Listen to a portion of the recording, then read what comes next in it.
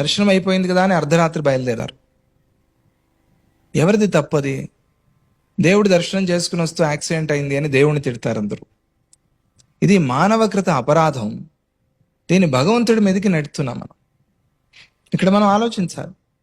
దర్శనం అయింది 12ంటికి, డ్రైవర్ని లేపుతారు, వాడు గొరకబెట్టి నిద్రపోతూ ఉంటాడు. పద పద దర్శనం అయిపోయింది వెళ్ళిపోదాం. వాడు అసలు అప్పటి నుంచి తోలుకుంటూ సాయంత్రం వరకు తోలి వచ్చాడు. అప్పుడే ఏదో కొద్దిగా బీడీ తాగి పడుకున్నాడు.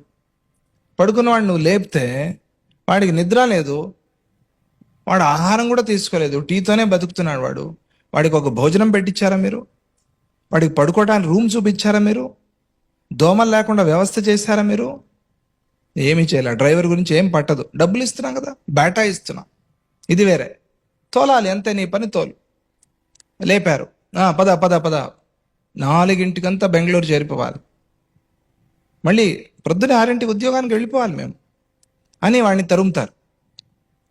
వాడు అతి కష్టం మీద తోలుతూ కష్టపడుతూ తోలుతూ ఉంటాడు. వాడు మామూలుగా తోలటం కాదు.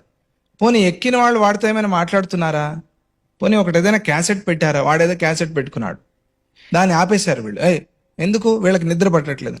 వాడి పక్కన కూర్చుని తూలుతూ వాడి మీద పడుతూ గొరకలు పెడుతూ వాడికి ఏమనిపిస్తుంది? సైకాలజీ. ఒకడు నిద్రపోతూ ఉంటే పక్కన వాడికి నిద్ర వస్తుంది, ఒకడు ఆవలిస్తూ ఉంటే పక్కన వాడికి ఆవలింత వస్తుంది. సైకాలజీ అది మనిషి యొక్క సహజ లక్షణం.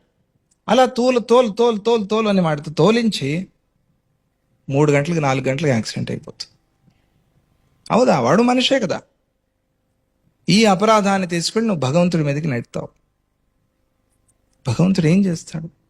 నీకు జ్ఞానం ఇస్తాడా? నిన్ను కాపాడుతాడా? నువ్వు దర్శనానికి వచ్చావు, డ్రైవర్ దర్శనానికి రాలేదు కదా. పోనీ కర్మ సిద్ధాంతంగానే ఆలోచిస్తావు. అందుకనే ఎటువంటి పొరపాట్లు చేయకూడదు మనం.